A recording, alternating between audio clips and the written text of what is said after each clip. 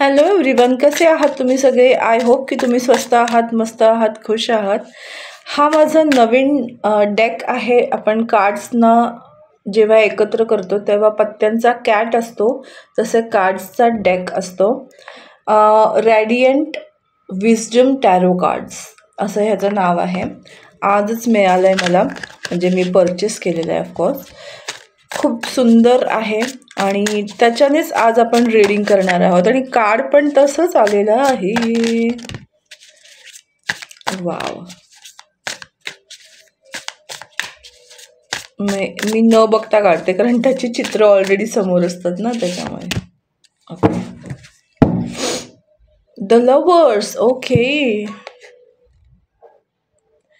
Lovers card आहे back of the deck. म्हणजे एक तर रिलेशनशिप रिलेटेड हे असेल किंवा चॉईसेस रिलेटेड तुमचा मेसेज असेल. सो आपण त्याला डेफिनेटली करूया. Just a minute. ओके, मला थोडंसं वरती पाय घेऊन बसायचं होतं. सो बघूया काय अपॉर्च्युनिटीबद्दल बोललं जातं आहे किंवा कशाबद्दल बोललं जातं आहे. ओके, एक डायरेक्ट मेसेज आहे. ओके, हे डमरू ठेवलेलं होतं मला कारण त्याचा आवाज ऐकायला फार आवडतो. Okay,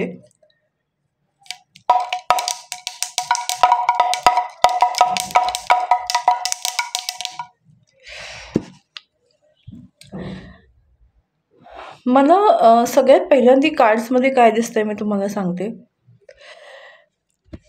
lovers shows partnership, right? हे पार्टनरशिप शो करतं. खाली पडत आहेत, मला समजत नाही कार्ड्स. आणि मला या कार्ड्समध्ये पण हेच दिसतंय. 2 of pentacle, it's like a partnership. 3 of pentacle, it's all about partnership. So मला कार्ड्समध्ये असं दिसतंय की जर तुम्ही कन्फ्युजनमध्ये होता तर तुमच्या लाईफमध्ये सोल्युशन येते. सेकंड मेसेज, जर तुम्ही सेकंड सोर्स ऑफ इन्कम तुम्हाला हवं होतं तर त्याच्याबद्दल ॲक्च्युली लाईफमध्ये गोष्टी घडत आहेत. 2 व्यक्तींमध्ये कन्फ्युजन होतं तर ते कन्फ्युजन तुमचं दूर होतं आहे, कारण 2 पासनं 3 मध्ये जात आहे. तुम्हाला हेल्पिंग हँड मिळतोय आणि तेच लवर्स कार्ड सांगतंय, helping hand. Okay, so helping हँडमुळे काय होतं आहे माहिती आहे, तुम्हाला तुमच्या स्वप्नांना कंप्लीट करण्यामध्ये हेल्प होती आहे. जर तुमचं स्वप्न फायनान्स रिलेटेड असेल तर फायनान्शियली तुम्हाला कोलॅबोरेशन मिळू शकतं किंवा जॉब शोधत असाल तर जॉब मिळू शकतो.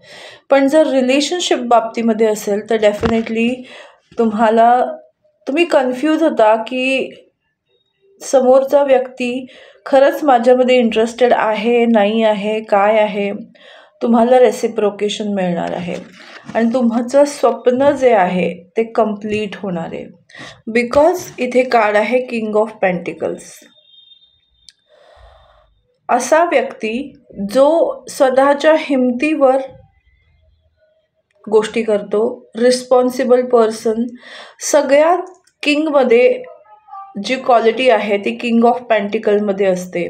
डिसिजन मेकिंग करतो, त्याचबरोबर